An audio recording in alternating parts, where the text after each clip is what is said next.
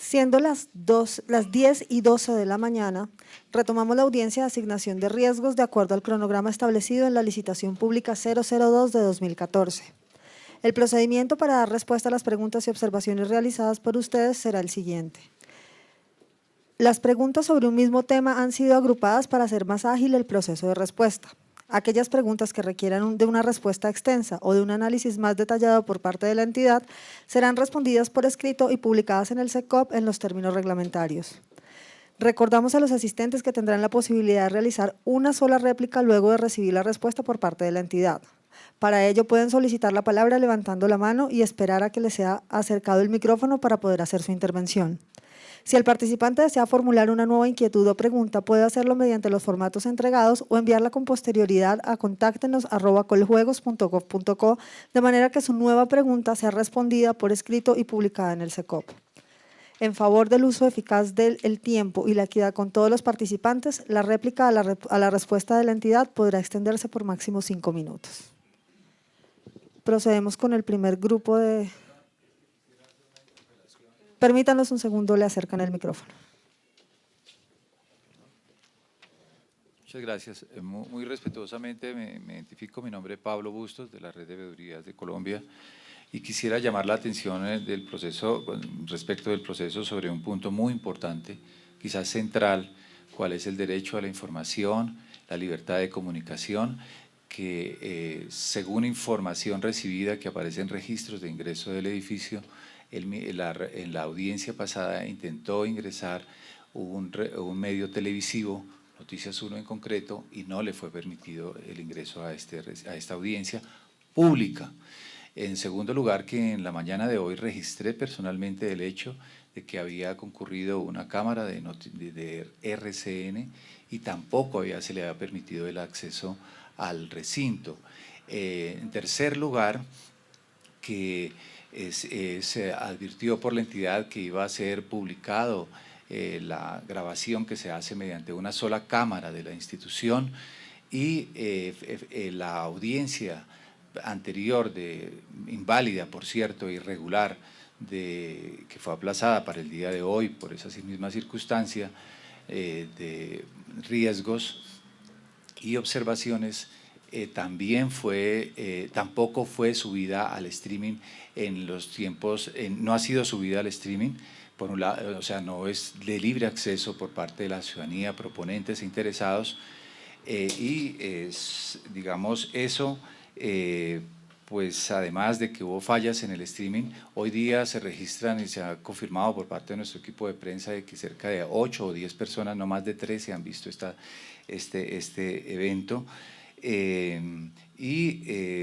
Digamos, con lo que estamos señalando es que entendemos que hay una conculcación del derecho a la información, que es un derecho fundamental y que no solo refiere a la entidad ni a los asistentes, sino también el derecho de la ciudadanía a estar informado.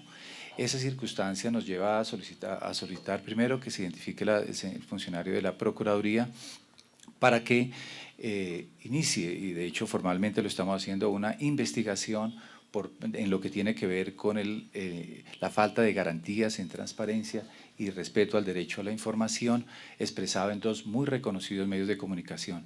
Inclusive lo hice antes de esta audiencia, la señora que está en el atrio me manifestó que iba a hablar con alguien de un medio de comunicación y que no había espacio. Yo noto que acá el salón daría para que hubiera el espacio, y que de pronto me dijo que habría una sobrecarga en el equipo eléctrico, el sistema eléctrico de la entidad, lo cual es técnicamente insostenible, porque consultando con los expertos aquí presentes en comunicaciones, me señalan que de igual forma que las cámaras tienen su propia batería y su propia dinámica técnica para poder operar aún en estos espacios, que se hubiera podido correr como suele ocurrir, si no había el espacio suficiente, mismo para habilitar una zona y generar un audio adecuado para que los medios cubrieran no solo lo que la entidad proponga y exteriorice, lo cual está muy bien, pero ese apenas es un canal de comunicación que tampoco ha sido suficientemente divulgado en los medios de tal manera que pudieran tomar eso como fuente.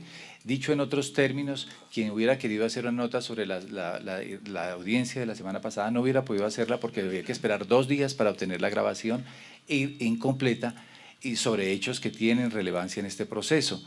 Doctor Bustos, creo que para el cerrar, punto está entendido, si quiere para cerrar también, inclusive en la publicación que se hace sobre la convocatoria mediante adenda de esta audiencia, tampoco se hace referencia de la circunstancia específica y los fundamentos fácticos y jurídicos que llevaron a que se convocara una nueva. Sencillamente, se hace la convocatoria en unas pocas líneas, como se comprueba en la página web. Yo creo, resumiendo, que solicito que la Procuraduría intervenga y que se suspenda esta audiencia hasta tanto no se asegure la presencia de medios de comunicación en este recinto. Inclusive, si hubieran podido correr este lugar, si el lugar no diera por espacio, poder correr las sillas para poder participar allí y distribuir espacialmente esto de una manera distinta. El derecho fundamental a la información es como tal, se ha dicho, un derecho de informar y ser informados, y pasa por el vector del derecho y más de la garantía de transparencia de los procesos contractuales. Muchas gracias.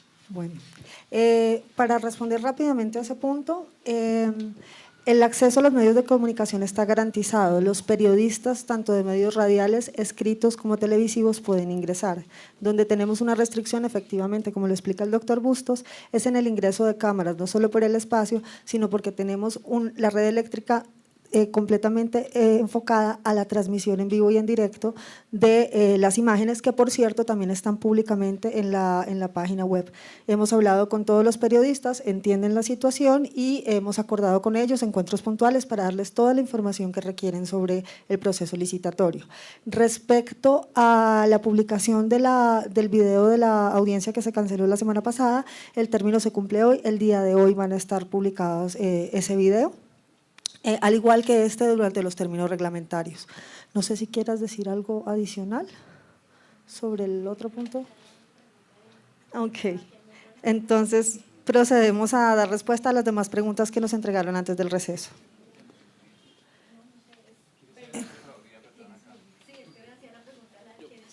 Toma el micrófono. La Procuraduría. Perdón, un segundo. Mira. No, la pregunta es que si está garantizado, como lo manifestaron ustedes ahorita, el ingreso a los periodistas. Sí, cualquier periodista puede entrar.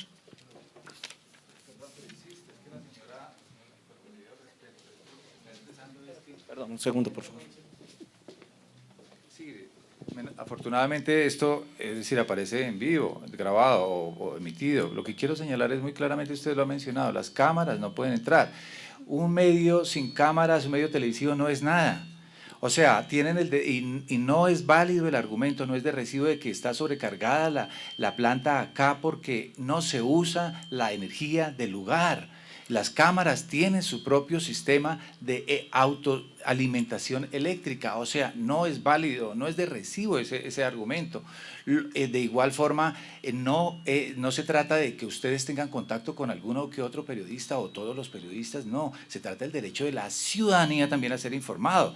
No es un derecho que usted negocie o transija o dé opiniones separadas de eso, es la visión y el acceso directo a la información y a la interpretación y valoración que los mismos den a un certamen de esta naturaleza. Claro que sí, lo están teniendo actualmente en el streaming. De hecho, quisiera… ¿Dónde están las cámaras hoy acá? Que tenemos en este momento 60 personas conectadas al streaming, se han conectado desde Bogotá, Cali, Bucaramanga y otras ciudades del país, y adicionalmente tenemos también personas que están siguiendo la transmisión desde Argentina. Sí, perdóneme, pero es que desde Argentina, si usted me des cuenta de eso, en Colombia está hablando de 16 personas en un universo de 40 60. millones. De 60, póngale 1000, pero es que estamos en un universo de 40 millones de personas. Lo que quiero decir es, no hay garantías, quiero dejar subrayar ese tema, no se está respetando el derecho a la información. Acá debería haber una cámara adicional porque solamente hay una, la que ustedes han puesto.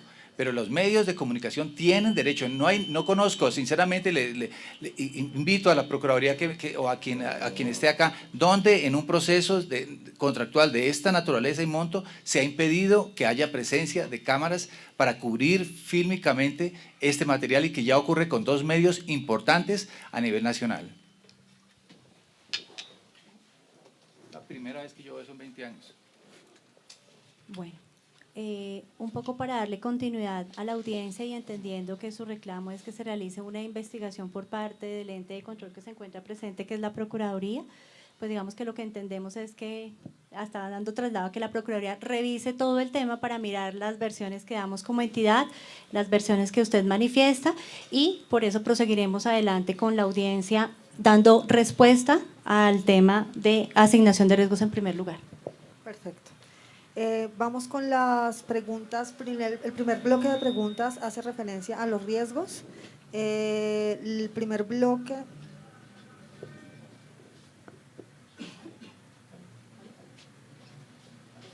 ¿Aló? Ya. La primera pregunta son 3 preguntas sobre el tema. Considero respetuosamente que las condiciones establecidas por Coljuegos en el presente proceso… Hola. Aló. En el presente, bueno, leo nuevamente. Considero respetuosamente que las condiciones establecidas por Coljuegos en el presente proceso al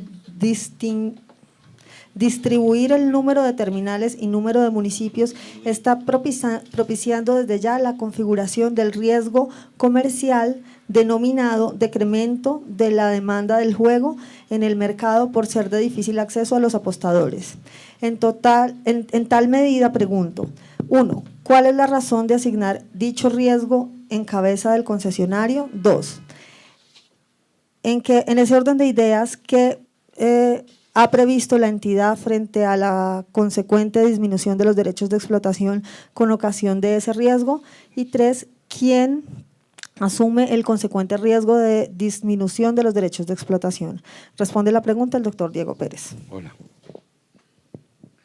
Bueno, inicialmente pues lo que deseamos plantear es sobre la disposición de terminales, pues en general el criterio habilitante que se establece dentro del pliego responde efectivamente a garantizar una adecuada oferta del juego para los interesados apostadores.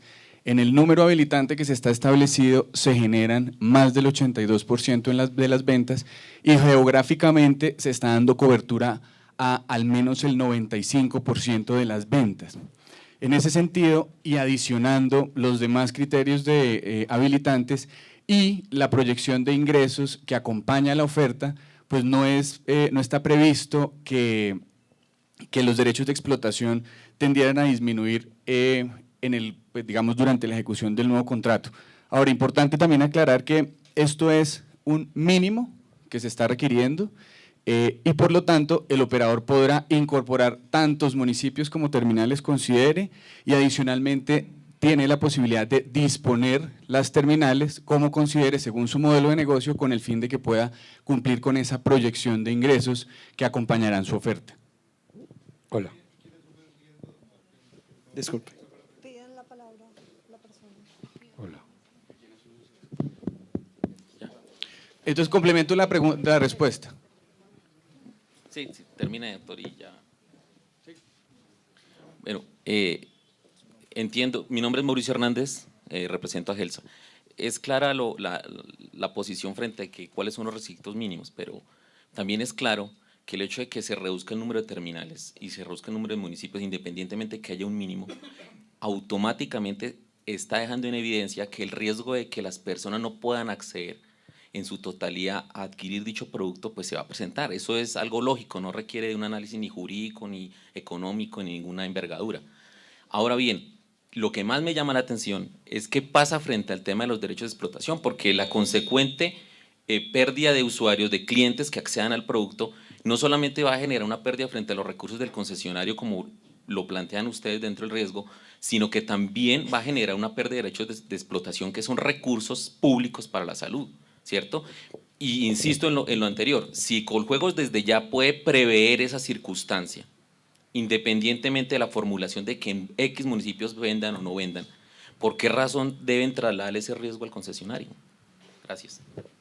Entonces, Momento. Gracias. Complementando esa observación, prácticamente Coljuegos ya está asumiendo que 26.000 terminales que en este momento están operando, o sea, no serían necesarias comercializar a través de ellas. Esas 26.000 terminales si bien es cierto no hace el 90% de la venta, tienen un promedio de venta de 52.227 pesos. Eso multiplicado, las 26.000 terminales por los 52.000 pesos, genera una venta de 1.400 millones de pesos, que ya de entrada está Coljuegos asumiendo que no va a recibir. Eso en en derechos de explotación son 221 millones de pesos, más el IVA que no se está generando son cerca de 400 millones de pesos. Por los 60 meses son 24.000 millones de pesos, que ya de hecho Coljuegos está asumiendo que no va a recibir y que van a generar un hueco fiscal. Entonces, ¿cuál es la argumentación para decir que el riesgo se lo están trasladando al concesionario y no lo está asumiendo Coljuegos? Bien, como les decía, lo que se está estableciendo en el pliego es un mínimo de terminales que cumplen un cubrimiento superior al 82% de las ventas reales, garantizando de esta manera que la demanda por el juego, tanto geográficamente como en unidades, está cubierta. Con respecto a las 26.000 terminales, también es importante aclarar que un poco menos de esas 26.000 terminales hacen un poco menos de… No quiero ser impreciso en este caso en los datos, sin embargo, cuando estamos hablando de la cobertura que se está planteando, tanto en número de terminales como geográficamente y partiendo de la base que es un mínimo, que el operador sencillamente si considera necesitar 26.000 más para atender un poco menos del 9%, porque inclusive también hay que mencionar eso, cuando uno revisa las cifras, el 50%, un poco menos de las terminales actuales, están satisfaciendo un poco menos del 4% de las ventas. Luego, es claro que el operador podrá disponer las redes y las terminales como a bien considere para cumplir con sus proyecciones mínimas de ingresos, tal cual como está establecido en el pliego. Por eso, respondiendo a la pregunta, el riesgo se asigna al concesionario o al operador porque es él quien dispone las terminales y la cobertura geográfica tal cual como lo requiere según su modelo de negocio. Ok, continuamos con el bloque de preguntas. Recordamos que… Sí, claro, si es una nueva pregunta, por supuesto, la puede consignar en el formato o enviarla a través de Contáctenos. Son las normas que hemos establecido para la participación. En adelante voy a leer el nombre de la persona que formula la pregunta de manera que sea esta persona quien ejerza su derecho de réplica. Juan Fernando González Giraldo pregunta: ¿los terceros de los que hablan estos riesgos son aquellos con vínculo contractual con el concesionario o los terceros aunque no tengan nexos con el operador? Responde la doctora Avi Poveda.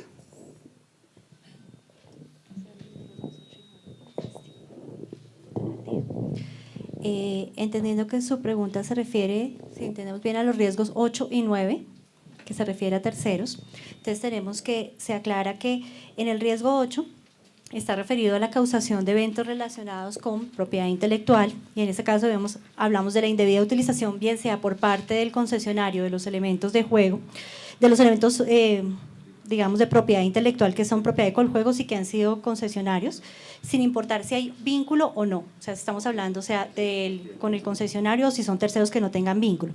La indebida utilización por parte del concesionario de elementos de propiedad intelectual de terceros con vínculo contractual o no con la operación del juego, y la indebida utilización por parte de terceros, subcontratistas del concesionario, de elementos de propiedad intelectual de terceros para la operación del juego. Para el caso del riesgo 9, digamos que está ahí, que se refiere al incumplimiento de terceros que tienen una relación contractual efectivamente con el concesionario para la operación del juego. Y es en esos términos que nos estamos refiriendo a esos terceros. ¿La persona quiere…? Segundo, por favor. Ok. Están levantándolo.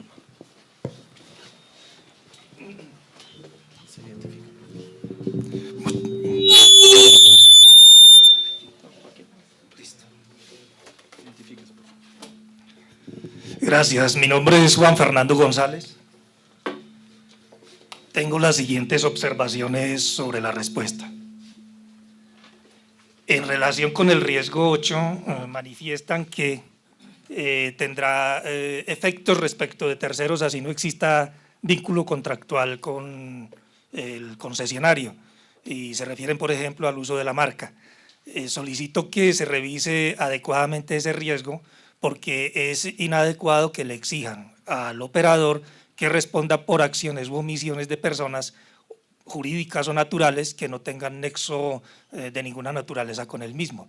Bien saben ustedes que los juegos de suerte y azar están sometidos a una gran cantidad de riesgos exógenos y mal haría el Coljuegos en pretender que el concesionario sea el responsable de la conducta de 40 millones de colombianos y quién sabe cuántos extranjeros que podrían hacer mal uso de incluso el buen nombre o la marca comercial.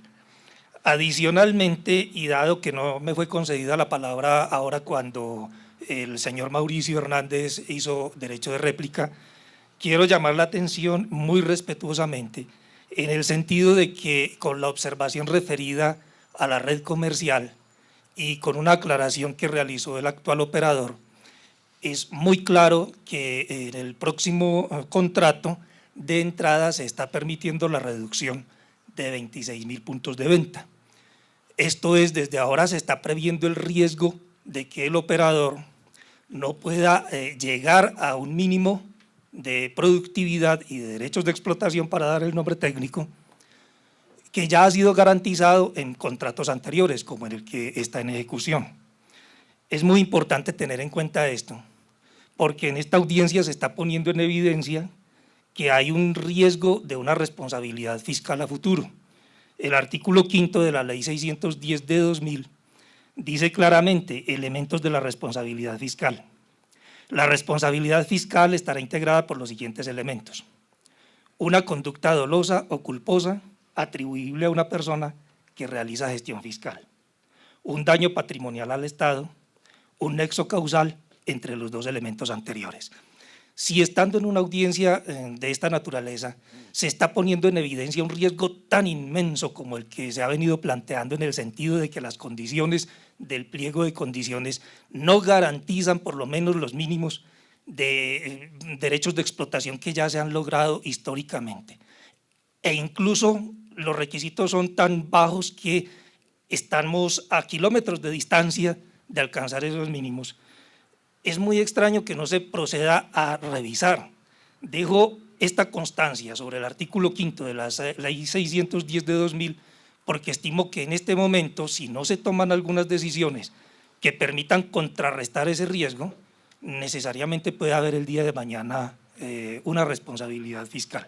E invito muy respetuosamente a Coljuegos a que vuelva a analizar ese tema para evitar esas posibles consecuencias previstas en la Ley 610 de 2000. Y finalmente, muy respetuosamente, formulo una moción de orden. Es claro que la audiencia tiene que ser ordenada, que ustedes darán una respuesta y que cada uno tiene el derecho de réplica, como lo estoy ejerciendo en este momento. Pero hay momentos en que los asistentes tenemos inquietudes de procedimiento o inquietudes referidas a constancias que queremos dejar sobre consecuencias legales de lo que está ocurriendo aquí. Ejemplo, lo que acabo de mencionar de la Ley 610 de 2000. Solicito muy respetuosamente que para esos efectos se permita la intervención y así sea regulada con un límite de tiempo, no se restrinja la libertad de expresión que tenemos todos los asistentes. Muchas gracias. Para contestar la réplica, frente al tema que hace referencia al uso de la marca, efectivamente lo que estamos diciendo es que no es que el concesionario se vuelva responsable, digamos, de las actuaciones de terceros, es lo contrario, se vuelve responsable de garantizar que haya un uso adecuado de la marca, defendiendo la misma con los mecanismos que tiene a su alcance. Por ello, si revisamos la mitigación, se dice contar con protocolos de uso de la marca y ejercer vigilancia en el mercado.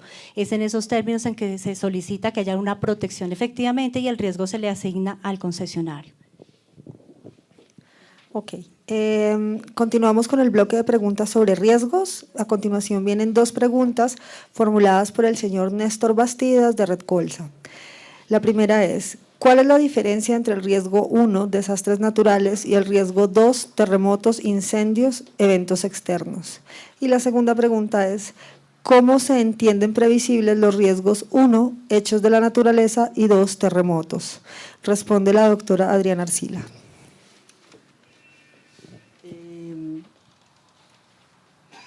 Con respecto,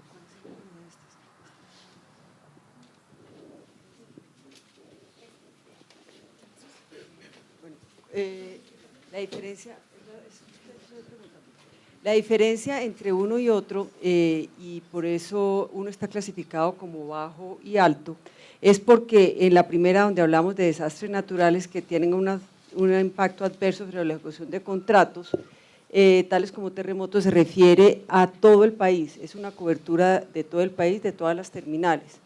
Es bajo porque que una terminal o otra deje de funcionar por inundación no afecta realmente todo el juego, sino es específicamente esa terminal, y entonces se podría, mientras se solucione el tema, cancelar esa terminal y no vender ni pagar por esa terminal.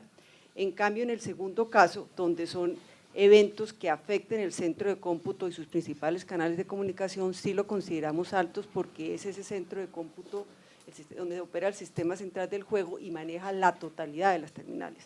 Por lo tanto, ahí sí se necesitan un centro de cómputo principal, su redundancia, centro de cómputo alterna, canales de comunicaciones redundantes, lo cual no se requiere, no se está pidiendo para las terminales, no se está pidiendo redundancias para las 12.000, 10.000 terminales, lo cual elevaría los costos altísimos, sino que se dice que ahí entonces se puede cancelar esa terminal. En el otro caso no se puede cancelar la operación del centro de cómputo alterno. Hay una diferencia entre uno y el otro.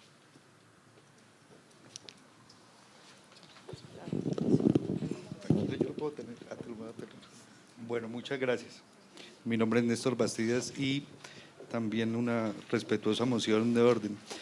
Una situación es la réplica, que coincide, según entiendo yo, y por favor me corrigen si estoy equivocado, en formular algunas observaciones o ejercer el derecho de contradicción frente a la postura de la entidad, y otra que no es ejercer el derecho de contradicción, es solicitar claridad cuando la respuesta que han emitido no satisface, digamos, la pregunta solicitada.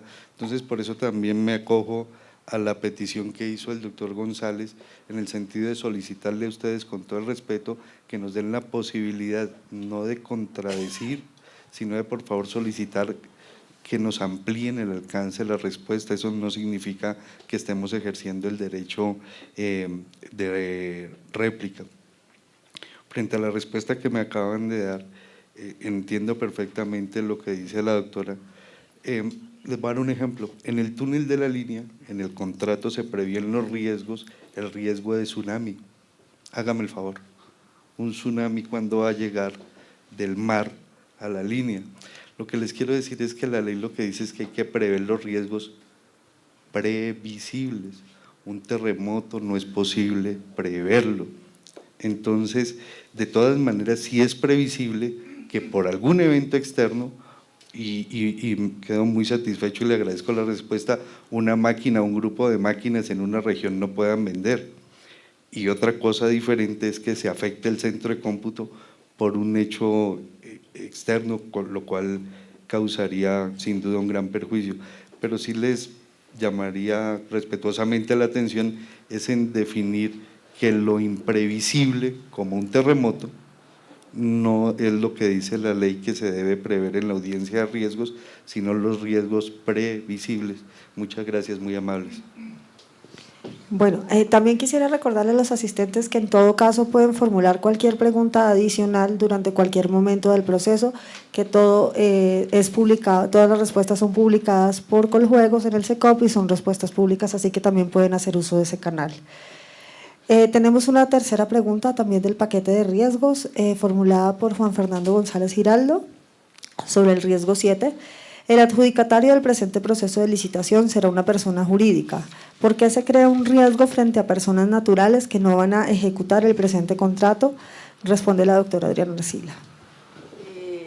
El concesionario es el encargado de la contratación de recurso humano y de garantizar la idoneidad. Es por lo tanto el concesionario a quien se le asigna este riesgo, porque bajo su responsabilidad garantiza que ese recurso humano tecnológico es el adecuado y en caso de que falla lo reemplace con personas de la misma idoneidad para operar el juego. ¿Quién me estaba preguntando? Segundo.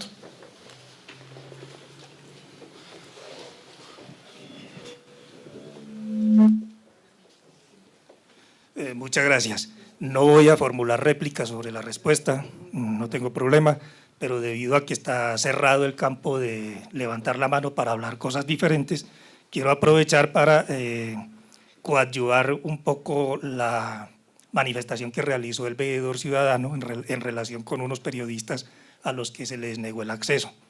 Deseo recordarles respetuosamente que el artículo 74 de la Constitución dice que la actividad periodística gozará de protección para garantizar su libertad e independencia profesional. Por lo tanto, y puesto que yo ejerzo la profesión de comunicador social, me solidarizo con esa inconformidad que se ha presentado, dado que es verdad que hay unos términos para que ustedes difundan a través del SECOP la información, pero una cosa son los términos de la contratación administrativa y otra, muy diferente, el acceso que tiene el público hacia la información con la inmediatez requerida. Muchas gracias. Ok. Continuamos con las preguntas sobre el paquete de riesgos. A continuación voy a leer dos preguntas. La primera es formulada por Dayana Rodríguez de Corredor Empresarial, es sobre los riesgos 5 y 10. ¿Cómo puede una póliza de seguros mitigar un riesgo? Por favor, revisar la redacción del riesgo 5 en cuanto a la referencia a canales de comunicación que se menciona solo en la descripción del mismo. Y la segunda pregunta, formulada por Néstor Bastidas de Red Colsa, dice, por favor, un antecedente de la ocurrencia de un hecho constitutivo de responsabilidad civil extracontractual y uno o más ejemplos de la ocurrencia de hechos de responsabilidad civil extracontractual. Responde a ambas preguntas la doctora Aivy Poveda. Bueno, frente al tema de los riesgos 5 y 10, lo que se está diciendo es que la póliza de seguros es un mecanismo de cobertura del riesgo, que es tradicional y reconocido por las normas contractuales, decreto 1510 del 2013 y el COMPES de riesgos. Lo que estamos diciendo es que en el caso del riesgo 5, la mitigación se pretende reducir de la ocurrencia del riesgo es a través de atender los requerimientos técnicos para la operación del juego como tal. Y la póliza viene a cubrir eventuales sucesos que puedan presentarse frente al tema. No estamos diciendo que la mitigación se haga a través de la póliza y así está redactada en los pliegos. Igualmente, digamos que ahí tenemos un componente que nos preguntan si se revise la redacción que está en frente al tema de canales de comunicación y lo que encontramos como entidad es que debe dársele cobertura y aquí me apoyo en la doctora Adriana para saber es que comprende todo el… Sí, comprende toda la infraestructura tecnológica, no solo el centro de cómputo, es correcto.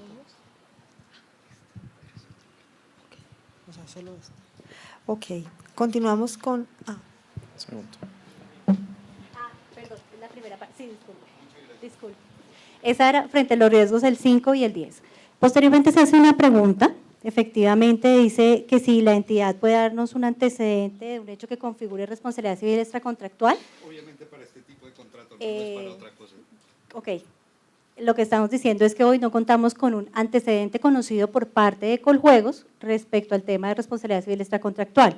Frente al tema de ejemplos, pues digamos que en ejemplos podemos darle infinidad de los que traen incendios, caídas de terminales, afectaciones a una persona, que puedan darse en el tema de responsabilidad civil extracontractual.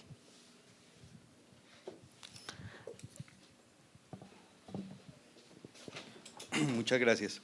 A ver, ¿qué es responsabilidad civil extracontractual? Es cuando una persona tercera que nada tiene que ver con el contrato sale afectada por causa del contrato que se está prestando y puede entonces recurrir a demandar al que le causó el daño o al que tiene algún vínculo. Lo que les quiero solicitar con el debido respeto es que el decreto 1510 habla taxativamente cuándo se pide la póliza de cubrimiento de la responsabilidad civil extracontractual. Y si mal no estoy, discúlpeme mi falta de memoria, es para el contrato de obra. Dado que aquí no se está haciendo un contrato de obra y que el objeto de este contrato para Coljuegos es recaudar recursos para la salud, que es la razón de ser del monopolio, entonces no se vería cómo un tercero, por un hecho de responsabilidad civil extracontractual, puede haberse afectado por el hecho de recaudo de derechos de explotación. Por eso les insisto y les ruego con todo respeto que se sirvan revisar el decreto 1510 y la correspondencia de la exigencia frente a la póliza de la responsabilidad civil extracontractual frente al contrato de concesión de juegos de suerte y azar, y específicamente este de Superastro. Muchas gracias, muy amable.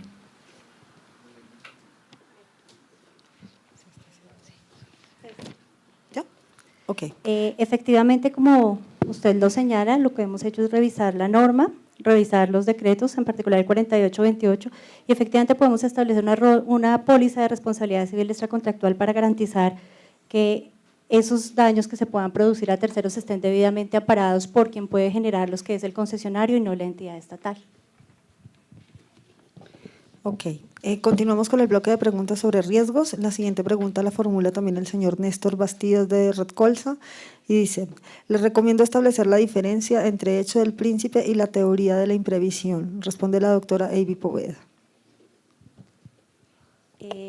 Entendida el comentario que se hace y lo que queremos hacer la precisión en el tema del riesgo que se refiere a creación de nuevos tributos, en particular es que es la teoría de la imprevisión, pues efectivamente no aplica a cambios regulatorios, pero entendemos efectivamente el comentario que nos hace.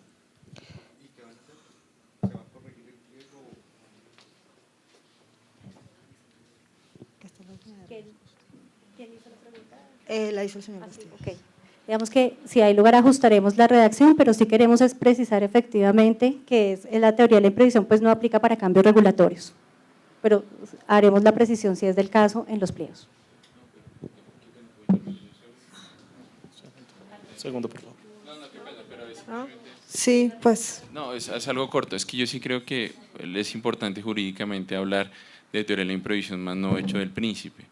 Pues porque aquí estás hablando de un tema que es ajeno a la entidad contratante, uno, y dos, no puede tratarse como hecho en príncipe, mucho menos de la teoría de imprevisión de un riesgo previsible para efectos de cuantificar un riesgo. Entonces, no es correcto atribuirle al concesionario un riesgo que es completamente imprevisible, precisamente porque se deriva de la teoría de la imprevisión, y mucho menos hablar de que es previsible y atribuir al concesionario el hecho del príncipe, siendo que está por fuera completamente y ajeno a su capacidad de mitigar o controlar el riesgo. Es simplemente eso. Ok, seguimos. Mira, atendiendo, digamos, las reglas que hemos establecido para esto, lo que tomamos es esa observación como una nueva pregunta que será contestada en el marco de las respuestas que daremos, a efectos de poder continuar con las que ya habían efectuado. Bueno, y la última pregunta del bloque de riesgos la formula también el señor Néstor Bastidas y dice: ¿cuáles riesgos asume Coljuegos? Responde la doctora Avi Poveda. Digamos que en este tema efectivamente acudimos a, como ustedes lo conocen, la ley 80, en particular pues el artículo 32 que dice que el contrato de concesión por naturaleza es por cuenta y riesgo efectivamente del concesionario y es bajo la vigilancia de la entidad estatal. En tal sentido, los riesgos que hemos previsto para este pliego de condiciones, los 10 que hemos debatido en este momento, son riesgos que están siendo asumidos por parte del concesionario. Bueno, muchas gracias. También en la ley se prevé el juego ilegal. Está en el Código Penal, artículo 312, si mal no estoy. Está en la ley 1393 y está en la ley 643. En la ley 1393 dice que los premios que no sean cobrados hay que pagárselo en general a los entes territoriales cuando la concesión sea de los entes territoriales, que no es este caso, pero este caso sí es a Coljuegos en el caso que sea Coljuegos. Y la ley ordena que el 25% de esos recursos los debe destinar la entidad estatal a la lucha contra el juego ilegal. Es una realidad que vivimos y hay múltiples informes, creo, si mal no estoy, también de esta misma entidad que tienen cifras. Ustedes mismos, Coljuegos, ha combatido el juego ilegal, han decomisado máquinas. Ayer o anteayer salió en el departamento de Boyacá una campaña de lucha contra el juego ilegal donde ponían un féretro, invitaban a la gente que echara ahí el juego ilegal, loterías falsificadas, formularios de chance falsificados, formularios de astro que no son oficiales, de tal manera que el juego ilegal es una realidad y la obligación de luchar contra cualquier forma de ilegalidad es del Estado. Entonces, respetuosamente le solicito a Coljuegos incluir el riesgo del juego ilegal como un riesgo válido dentro de la ejecución del contrato de concesión, y dado que la ley establece los mecanismos y de una u otra manera esta entidad es parte del Estado, ejerce función de autoridad sobre nosotros los particulares, tiene los mecanismos para solicitar ayuda de colaboración armónica con otros entes del poder público, le solicito incluir en la matriz de riesgos el incremento del juego ilegal y que sea responsabilidad de la entidad, dado que tiene los mecanismos, los instrumentos legales y los recursos que la ley le asigna para combatir el juego ilegal. Muchas gracias. No, pues yo creo que es una nueva pregunta, entonces podemos tomar registro de ella para responderla en el SECOP. Agotadas las preguntas sobre riesgos, a continuación pasaremos a las preguntas que solicitan aclaración de los pliegos. El primer grupo son 3 preguntas, las vamos a leer de manera continua. La primera pregunta la formula Mateo Villamil de GITEC. Entendemos que los mínimos de venta mensuales exigidos al operador en su oferta constituyen una obligación contractual al mismo. Favor aclarar. En la siguiente es formulada por Dayana Rodríguez, de Corredor Empresarial. Dice: el plan de ingresos brutos y su valor propuesto estipulado en el numeral 7.2 del pliego constituirá obligación contractual. Por favor, indicar cuál es la consecuencia legal y contractual si el adjudicatario del presente proceso de licitación no cumple con durante la ejecución del contrato con el plan de ingresos brutos presentado en la oferta. Y la siguiente, formulada por Mauricio Hernández de Helsa, dice: ¿cuáles son las disposiciones que Coljuegos incorporó en el pliego de condiciones orientadas a permitir que Superastro mantenga su dinámica de crecimiento y ventas en el mercado y resguardar los derechos destinados a la salud? Responde el doctor Diego Pérez. Bien, entonces para responder la pregunta, la oferta que realiza el proponente se hace exigible como una de sus obligaciones contractuales cualquiera, como cualquiera de las otras obligaciones. En caso de incumplimiento de esa proyección de ventas o de cualquier otra obligación, pues habrá lugar al procedimiento de imposición de multas establecido en la ley 1474.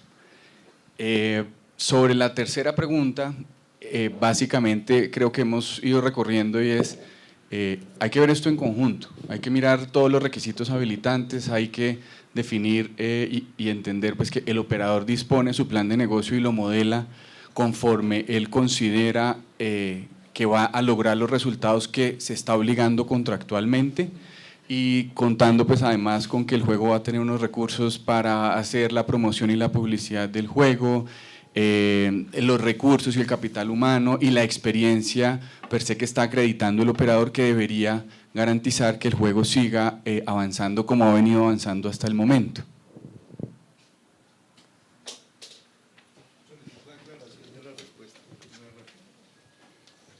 Ok, la aclaración es: si se vuelve una obligación contractual y si hay un incumplimiento, pues básicamente se aplica lo establecido en la ley 1474. Ok.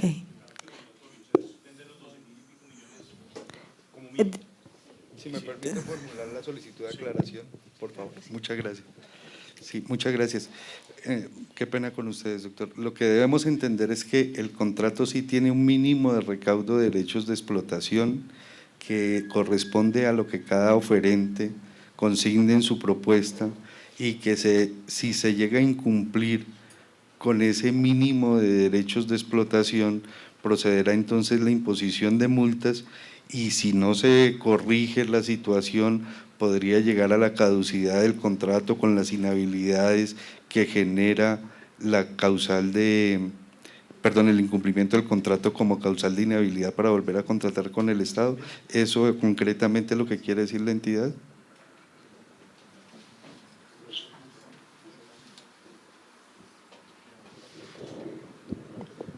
O sea, lo primero, nuevamente insisto, no es un mínimo garantizado como se entiende comúnmente, es una obligación contractual a la cual el oferente se compromete a cumplir como cualquier otra obligación dentro del contrato, y sus incumplimientos darán lugar a todo lo establecido en la ley 1474 como procedimiento de multas y sanciones. ¿Y cada cuánto se va a evaluar? ¿Es el primer mes que incumpla, los 3 meses seguidos?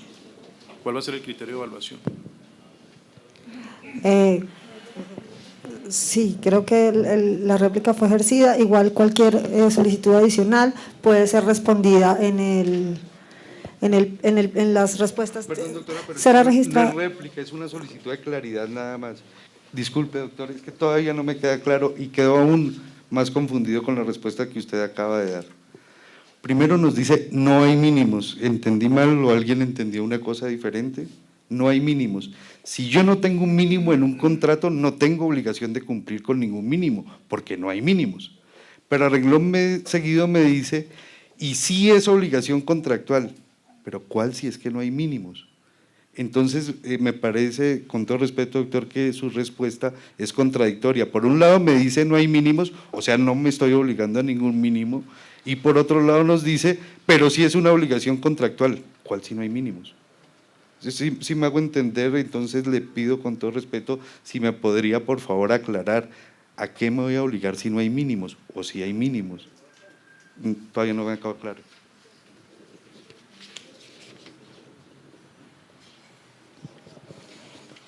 Entendió bien, no son mínimos y lo que se está diciendo es que existe una proyección de ingresos que son como la base para hacer los ofrecimientos a los cuales se espera recibir la entidad en el marco de las propuestas que se presenten durante este proceso de licitación pública. Como cualquier oferta, esa oferta que realice sobre la base que construya de sus ingresos se volverá exigible para la entidad en el momento que sean adjudicatarios, como cualquier otra de las obligaciones que presenta o como cualquiera de las terminales, puntos de venta, que son los requerimientos que tiene el pliego. En ese marco, con toda la extensión que usted lo hacía, si se incumple una obligación contractualmente, se aplicará el procedimiento previsto en las normas contractuales y lo establece en el mismo pliego de condiciones. Ok, siguiente pregunta. Se divide en dos partes. La primera la formula Miguel Castro de GITEC. Y dice, interventoría. Se reitera, el pago de la interventoría no debe radicarse en cabeza del concesionario. Esta es una obligación del Estado que no puede radicarse en el concesionario, más aún cuando dentro de la transferencia que debe hacer el concesionario a Coljuegos se incluye ya un porcentaje correspondiente a gastos y costos de administración de Coljuegos, con lo cual debe pagarse precisamente estos costos de interventoría. Aceptar lo contrario resultaría imponer una obligación excesiva al concesionario. Y la segunda parte es formulada por Mauricio Hernández de Helsa y dice, según Coljuegos, la imposición del pago de la interventoría en cabeza del concesionario no transgrede norma alguna. Sin embargo, tampoco existe norma expresa que lo permita. Teniendo en cuenta lo anterior, quiero saber cómo Coljuegos aplica el artículo 6 de la Constitución Política, según el cual los servidores públicos pueden hacer lo que no es prohibido, pero estos solo pueden lo que les es permitido, más aún cuando la actividad estatal está totalmente regulada. Responde la doctora Ailey Poveda. Varias consideraciones en el tema. Primero, la entidad efectivamente acata lo dispuesto en el artículo 6 de la Constitución Política y le está permitido con fundamento en el artículo 83 de la Ley 1474 del 2011, cuando se hace una diferenciación entre lo que es la supervisión y la interventoría como tal del contrato. Aquí empatamos con parte de la respuesta al siguiente punto del tema de gastos de administración, en el sentido de referirnos que la supervisión está dada para desplegarlo de manera directa para el adecuado funcionamiento, digamos, del monopolio. Los gastos de administración están dados por acciones de dirección, planeación y organización que debe desplegar la entidad y por eso se enmarca dentro de la supervisión del contrato. No obstante, digamos, la interventoría, prevista igualmente por el artículo 83, está relacionada con la especialidad que se requiere para hacerle seguimiento a algunos contratos, está permitida por la ley, y así se ha establecido y por ello puede hacerse una diferenciación. Gastos de supervisión serán asumidos con los costos de los gastos de administración y la interventoría se le ha sido asignada a el concesionario. Cuando mira los ejemplos, la concesión ha evolucionado en el país donde efectivamente se le ha trasladado al concesionario el costo de lo que significa la interventoría y esta se regula así en varios aspectos de concesiones que se tienen en todo el país. Segundo, por favor.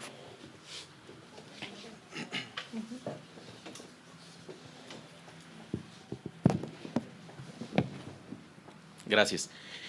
Es totalmente claro que existe una norma que permite el tema de la interventoría, pero aquí creo que en varias preguntas, y no solamente en este escenario, sino desde el punto de vista de las observaciones que se plantearon, hemos manifestado que no existe, inclusive hasta donde tengo entendido, la misma Procuraduría General de la Nación manifestó esa misma preocupación, en el entendido de que no existe norma jurídica, norma legal que les permita a ustedes trasladar el costo de la interventoría al concesionario.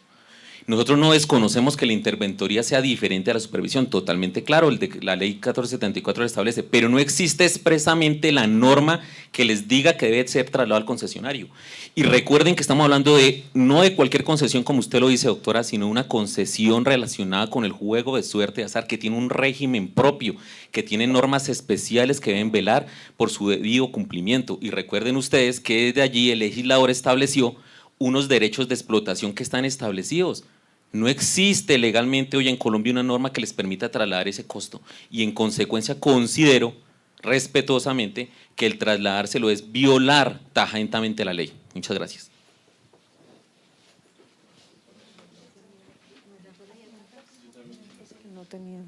Sí, el señor hizo la otra pregunta. Es que es un tema de precisión. Aquí nadie está diciendo que no se pueda hacer supervisión e interventoría. O sea, de hecho, la pregunta no está formulada en ese sentido. El sentido, precisamente como está formulado, es en la carga excesiva que se le está imponiendo al concesionario en asumir unos costos que corresponden a una función pública. No es otra cosa distinta a eso. Yo no puedo, a través de un pliego de condiciones, atribuirle al concesionario el pago de una función eminentemente pública y, sobre todo, superando con creces el valor que ya por contrato y por pliegos tengo que transferirle al Estado en virtud del derecho de explotación. Es que no es otra cosa que es un argumento eminentemente económico con un sustento jurídico de no poder atribuirle al concesionario la carga de pagar una función que es eminentemente pública. Si fuera así, y si se quisiera, como usted bien lo reitera, se ha dado en otros contratos de concesión que se pueda pagar a través de los fondos del proyecto, la interventoría. Esto debe estar considerado dentro del valor de derechos de explotación que el concesionario ya está pagando en virtud del contrato. Porque si no es así, se le está imponiendo una obligación excesiva al concesionario por pagar una función que, repito, es eminentemente pública y debe entenderse de esa manera. Esa es la observación. ¿Vas a decir algo adicional? No, Miguel, ya hicieron las dos réplicas de las preguntas. ¿Vas a decir algo? Discúlpeme, pero hemos establecido un procedimiento. En serio, pueden hacer uso de los demás. No, es que no son 5 minutos, es una réplica por participante. Y ya las dos personas que hicieron la pregunta hicieron su réplica. Pueden hacer disposición de todos los canales para seguir profundizando sobre las inquietudes que tienen. Pregunta. La fórmula Juan Fernando Giraldo. ¿Cuál es el fundamento legal que permite la diferenciación de los términos de plazos de celebración de contratos y etapas preparativas dependiendo de la naturaleza jurídica del adjudicatario? Responde la doctora Eiby Poveda.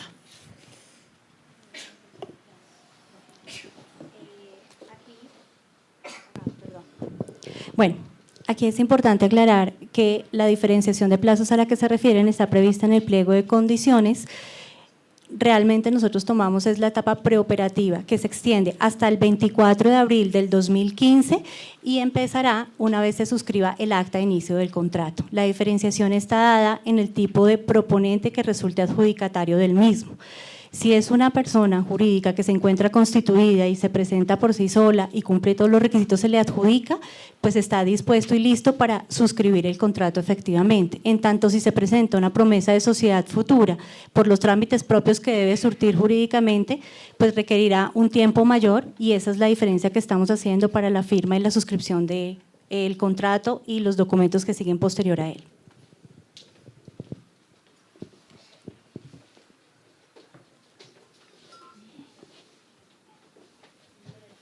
Gracias. Una vez más tengo que hacer uso de mis 5 minutos para un tema diferente. Escuché la respuesta, en su momento la analizaré.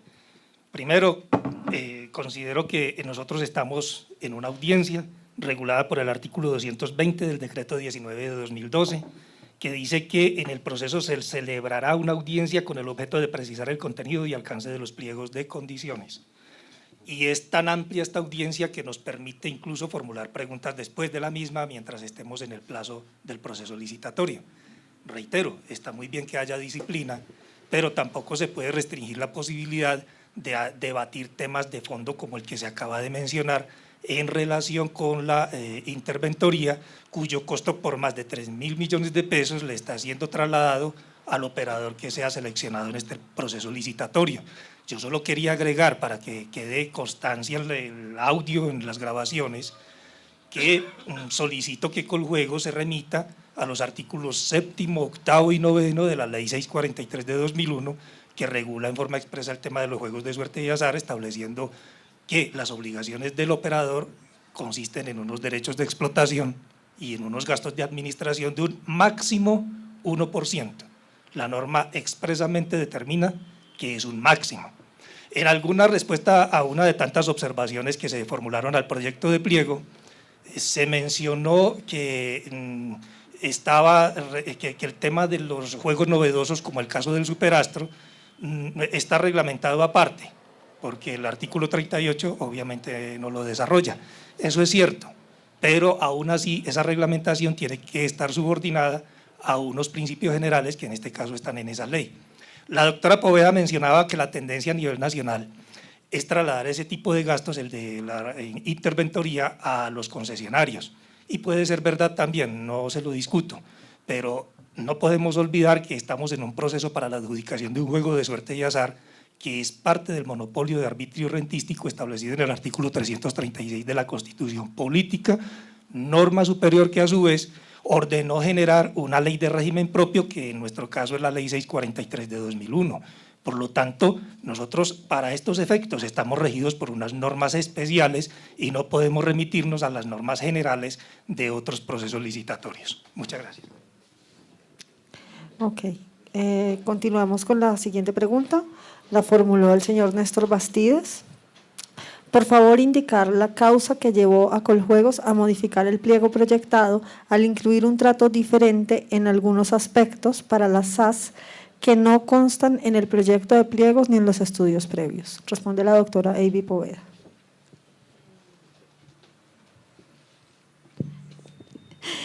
Bueno, frente a la pregunta, precisamos la redacción fue del numeral 6.1.5.1 en cuanto a personas jurídicas constituidas, y lo que hicimos fue traer la disposición legal y consagrarla ahí. Digamos, no encontramos otra parte del pliego en donde hayamos hecho una modificación diferente y pues digamos ahí tenemos una inquietud de si se refiere a ese punto específicamente o a cualquier otro, porque esa es la única parte donde se menciona específicamente las SAS, pero solamente trayendo la norma legal.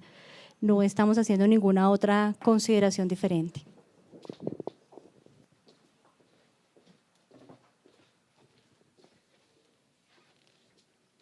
Sí, muchas gracias. Yo también quiero hacer uso de los 5 minutos para 2 temas. Uno, y espero que me lo reciban con el respeto que ustedes merecen, como bien lo dijo el doctor Juan Fernando, esta es una audiencia de aclaración del alcance y contenido del pliego, y hay algunos temas o algunas respuestas, y hablo por mí nada más, que en este momento a mí no me deja claro el objeto de la audiencia, es decir, no me deja claro el contenido y alcance del pliego. Si mal no estoy, me excusan, por favor, el objeto de esta audiencia es que a los posibles proponentes, a los que estamos al lado de acá, nos quede claro las respuestas que ustedes dan. Por eso les insistiría nuevamente en que nos permitan, nos den la oportunidad de solicitar la claridad en las preguntas, en las respuestas que ustedes nos dan. Otra vez, insisto, hay muchas o algunas de las respuestas que ustedes han dado que en lo personal no me aclara el contenido y alcance del pliego, es decir, que en algunas respuestas, en mi respetuoso sentir, no se ha cumplido el objeto que dice la ley que tiene esta audiencia. Respecto de la pregunta que hice, es que no discuto la legalidad, ni más faltaba, lo que usted expresó ahora, doctor, está bien, lo expresó ahorita en esta audiencia. Lo que pasa es que algunas, si se trata de una promesa de sociedad futura y no está constituida, pues habrá que dársele el tiempo para que se constituya y después venga y forme su sociedad y suscriba el contrato de concesión que le ha sido adjudicado. Y si es una SAS, pues obviamente que no le podemos pedir que dentro de su objeto social esté de realizar juegos de suerte y azar, operar juegos de suerte y azar. Mi pregunta concreta es, eso que usted nos dice en este momento, en esta audiencia, como cuál es la trazabilidad, o sea, ¿lo acabaron de prever en el momento de sacar el pliego definitivo o fue una previsión que desde hace tiempo tenía la entidad? Y si es así, ¿debería de estar en el estudio previo o fue ocurriendo después? ¿Cuál fue la causa para realizar esa modificación de dar un trato diferente para las SAS? No discuto el fondo, ni más faltaba, está de acuerdo con la ley, es la trazabilidad, en dónde, cómo fue ese mecanismo, esa causa que los llevó a ustedes a incorporar eso si no está en el estudio previo. Eso es todo. Es importante aclararle que no estamos dando un trato preferente a las SAS, y simplemente digamos que esas precisiones que se hicieron al pliego surgieron con ocasión a las diferentes preguntas que recibimos, y algunas de ellas se refirieron a los temas en particular de relación de socios que nos llevaron a revisar todo el tema de persona jurídica y cómo se puede presentar. Entonces está reflejado, si lo ve, en las respuestas a las observaciones. Continuamos con la siguiente pregunta, la formula Paulo Felipe Vivas. Con base en lo establecido en el numeral 14 del artículo 5 del decreto 4142, ¿en qué momento Coljuegos publicará el estudio técnico que soporta el establecimiento de los derechos de explotación para el juego novedoso Superastro? Cabe anotar que Coljuegos ha mencionado que los análisis están en el estudio del sector, que es diferente al reglado en el decreto 4142. Responde el doctor Diego Pérez. Bien, sobre el estudio técnico voy a leer lo siguiente. El estudio financiero que soporta este análisis incorpora no solamente estas variables, sino todas las demás que dimensionan el valor del juego. Por lo tanto, Coljuegos no revelará el estudio financiero atendiendo lo establecido en el decreto 1510, artículo 20. Sin embargo, como parte de los resultados del análisis, también se concluye que este rango sigue permitiendo un modelo rentable para quien esté interesado en operarlo. El análisis financiero reproduce todas las variables de la fórmula del juego y de los costos asociados a la operación del juego con base en la información histórica del juego. Entonces, concluyendo, pues básicamente las variables que están asociadas a las estimaciones que Coljuegos realiza, no solo para efectos de derechos de explotación, sino otros aspectos, no será revelado como lo establece el decreto 1510.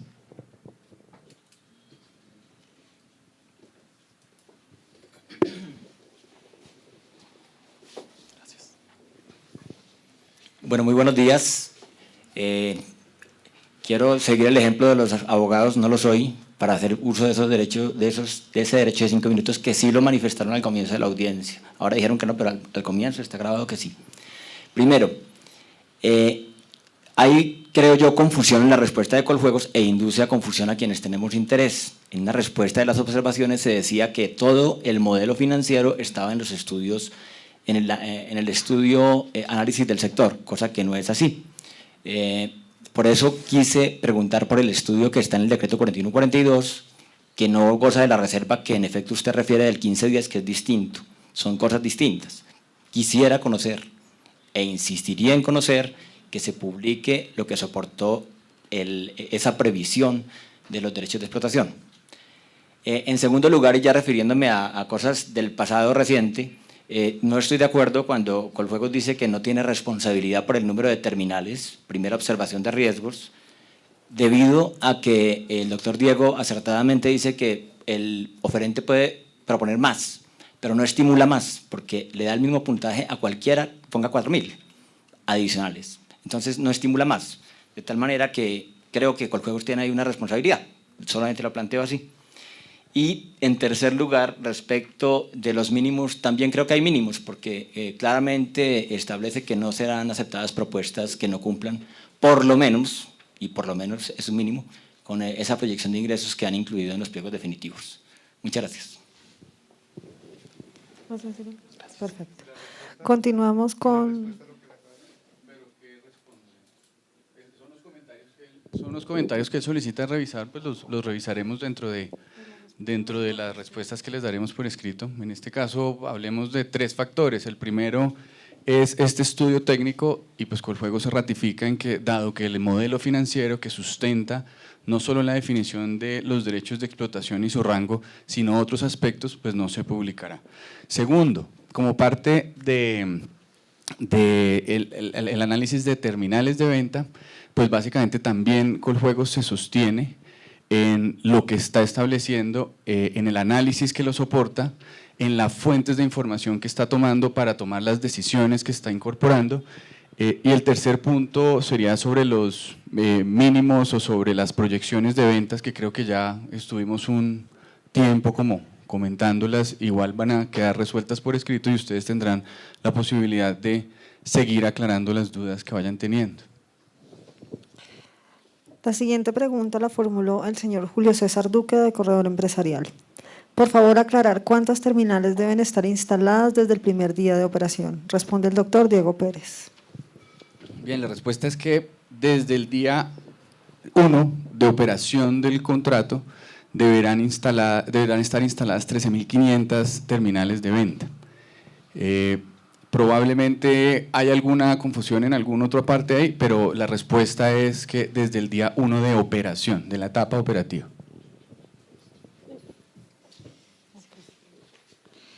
La siguiente pregunta la formula el... perdón. Pero ya, no, Miguel, pero es que la pregunta la formuló el señor Julio César Duque. Le cede la palabra a la abogada, perfecto. Sí, de pronto es la confusión porque hay una parte del pliego, doctor Diego, donde dicen que las 13.500 terminales deberán instaladas dentro de los 2 primeros años de operación. Entonces también tendrían que revisar por conceptos de la Contraloría qué año se considera el año 2, el año 1, pero sí sería bueno indicar en el pliego con claridad desde el día 1, 25 de abril de 2015, cuántas terminales deberían estar instaladas. Revisamos, tenía presente la que hablé acá, igual validamos, pero pues tenemos todos claros cuál es el objetivo. Ok, la siguiente pregunta, formulada por el señor Néstor Bastidas. Como consecuencia de la modificación del plan de premios, ¿cuál es el impacto previsto por los estudios de Coljuegos en los departamentos, en las rentas de los departamentos? Responde el doctor Diego Pérez. Bien, volvemos un poco a lo que hemos comentado antes. Existe una proyección de ingresos que propone el oferente, existe una cobertura mínima exigida por Coljuegos no limitada a la propuesta del oferente y existen unas terminales mínimas tampoco limitadas por Coljuegos, digamos, hacia arriba. En ese sentido, y acompañando esto con la proyección de ventas que los interesados van a plantear, pues básicamente Coljuegos no prevé una disminución en los derechos de explotación en los departamentos como resultado del cambio del plan de premios. Muchas gracias. Mi observación tiene que ver con esto, doctor Diego. El mercado, es decir, los que compran juegos son los mismos. Es decir, no hay una perdónenme este ejemplo, no es mi intención pues minimizar, pero por ejemplo los cristianos dicen o los musulmanes dicen que los juegos de azar es pecado y no van a jugar, entonces no hay ninguna herramienta que nosotros podamos utilizar, ni el Estado ni nosotros, para invitar a esos jugadores a que se metan, a que sean clientes. ¿Qué quiero decir con eso? Que el mercado de los juegos, los clientes de los juegos, generalmente son los mismos, un porcentaje de la población, como ustedes conocerán. Pero ¿qué pasa dentro del mercado de los juegos? Que cuando un producto mejora, hay desplazamiento. Señores de Gitec, cuando el premio de baloto está muy alto, las ventas de chance se afectan. La gente dice, tengo 5.000 pesitos, pues no va a jugar chance, sino que va a jugar baloto, que está pagando un premio alto. Ahora que el plan de premios de el Superastro ha cambiado, pues uno no podría decir con tanta tranquilidad, no, aquí los premios iban a ser mejores acá, pero no se van a afectar las rentas de los otros juegos. Sin duda, si hay un producto mejor, el cliente va a buscar al producto mejor, entonces sí tiene que haber un impacto en los otros productos. Voy a aprovechar mis 5 minutos para darles un apoyo con respecto a la pregunta del costo de interventoría. A mí me parece que Coljuegos tiene razón en cobrar la interventoría, porque es que hay un acuerdo 08 que dice que la interventoría estará a cargo del concesionario. Y ese reglamento, le guste a uno o no le guste, tiene una cuestión que se llama presunción del acto administrativo, presunción de legalidad del acto administrativo. Entonces todos estamos obligados a presumir que ese acto está de conformidad con la ley. Lo que debemos de cuestionar no es el pliego, sino si ese acuerdo está de conformidad con la ley. Entonces, el acuerdo es el que fijó unos costos de interventoría que no están previstos en la ley. Esos costos de interventoría, es más, están en contra de la ley. La ley dice que las rentas del juego deben de ir a la salud, que es la razón de ser del monopolio. Y aquí por un reglamento están diciendo del juego vamos a sacar una renta para pagar una interventoría. Eso estaría en contra de la ley, el reglamento.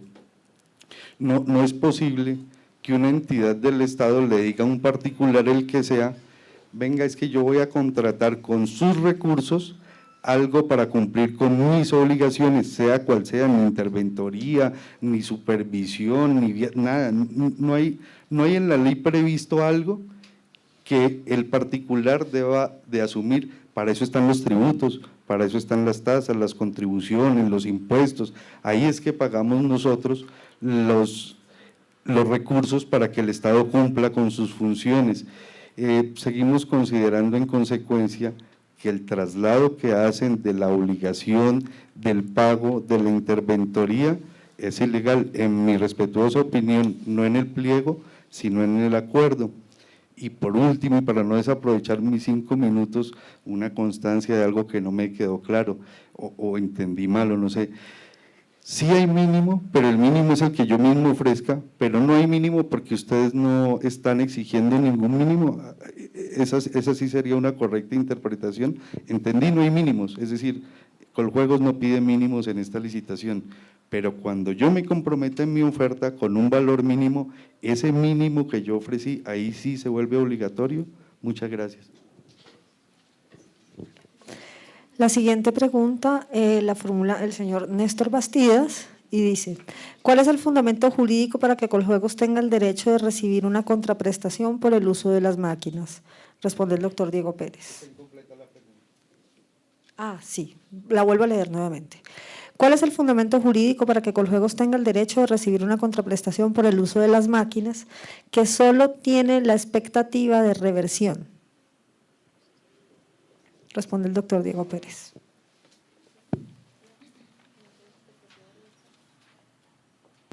Pues básicamente la contraprestación que Coljuegos establece son para aquellos equipos que ya son propiedad de Coljuegos, no para los que están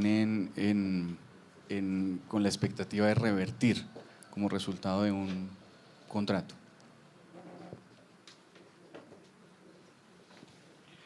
Muchas gracias, doctor, por su claridad. Entonces, le solicitaría en consecuencia que se proceda a modificar el pliego de condiciones porque en el pliego de condiciones dice otra cosa.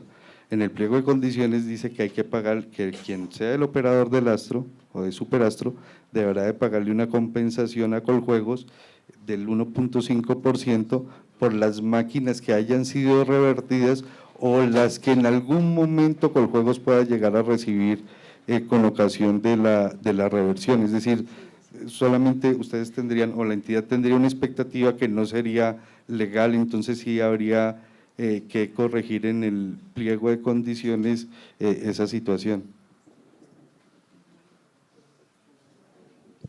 Lo revisamos.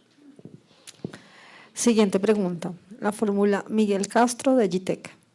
Les agradecemos confirmar nuestro entendimiento en relación con la experiencia requerida en el presente proceso en la operación de juegos de suerte y azar. Entendemos que la misma debe estar limitada a juegos de tipo paramutual y o de dividendos fijos y no a otros tipos de juegos que pueden existir tales como casinos, rifas, bingos, etc.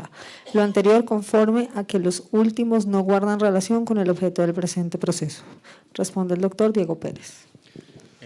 Sí guarda relación con el objeto contractual de operación de juegos de suerte y azar como está establecido en los pliegos y podrá acreditarse siempre y cuando se cumpla lo exigido dentro del requisito habilitante con relación a los tiempos, los montos y, si no estoy mal, los promedios mínimo por año. Entonces, sí guarda y no está limitado solamente a paramutuales o a de apuesta fija.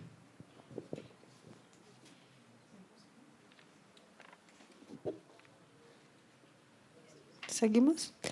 La siguiente pregunta la formula Cristian Daniel Romero.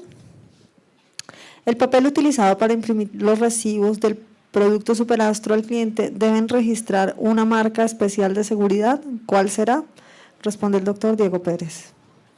Coljuegos no plantea un papel especial para imprimir los tiquetes. Lo que se establece es la información mínima que debe contener cada uno de los tiquetes expedidos siguiendo el artículo 10 del reglamento.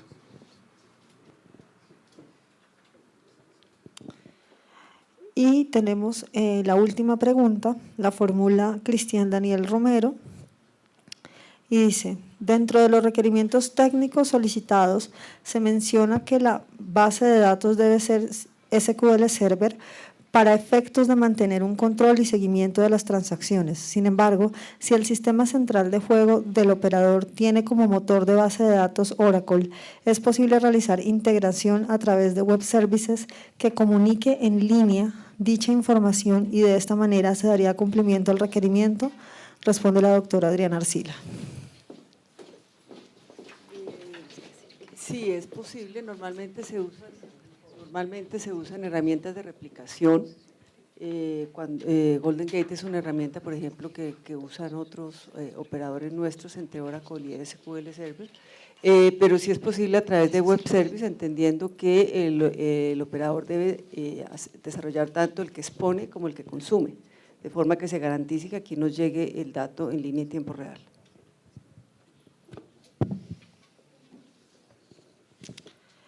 Ok. Agradecemos a todos los asistentes su valiosa participación y aportes. Igualmente agradecemos el acompañamiento de los delegados de la Procuraduría y de las veedurías ciudadanas que hoy nos acompañaron. Hecha la lectura de los riesgos, estos quedarán asignados al concesionario. Recordamos que pueden seguir enviando sus preguntas y comentarios a través de los canales de Coljuegos, contáctenos @coljuegos.gov.co. Igualmente recordamos a todos los asistentes que el próximo hito en el cronograma será la presentación de propuestas de los oferentes interesados, cuya fecha límite es el 26 de noviembre a las 3 de la tarde. Así damos por concluida la audiencia de asignación de riesgos y aclaración de pliegos del proceso de licitación pública 002 de 2014. Disculpe un momento, solo para llamar la atención sobre la última parte que dice que hecha la lectura o algo, estos riesgos quedarán asignados al concesionario. Tal vez no sería lo pertinente porque ustedes quedaron de revisar algunos temas. Por ejemplo, el doctor Néstor Bastidas se refirió al juego ilegal, por ahí hubo un riesgo que iban a revisar bien. Por lo tanto, creo que esa conclusión debería ser posterior a la audiencia, no en este momento. Muchas gracias.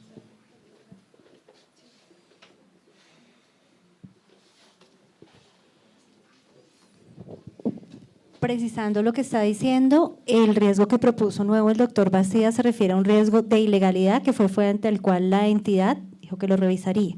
Frente a los otros riesgos, digamos que dimos las explicaciones del caso y quedaron asignados en cabeza del concesionario.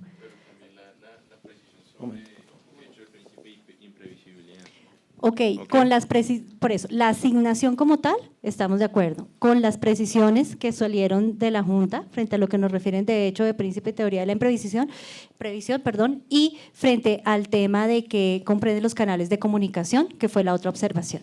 Sí, solamente pues porque esa precisión de diferencia entre las dos figuras puede generar un cambio en la asignación. Eso tiene que quedar completamente claro. O sea, la observación se hace porque la diferencia entre hecho del principio de imprevisión es precisamente porque al no ser previsibles no se pueden asignar mediante una matriz de riesgos, ¿vale? Entonces se agradece, se revise la asignación frente a las figuras jurídicas que se usan en la matriz. Así damos por concluida la audiencia de asignación de riesgos y aclaración de pliegos del proceso de licitación pública 002 de 2014. Muchas gracias.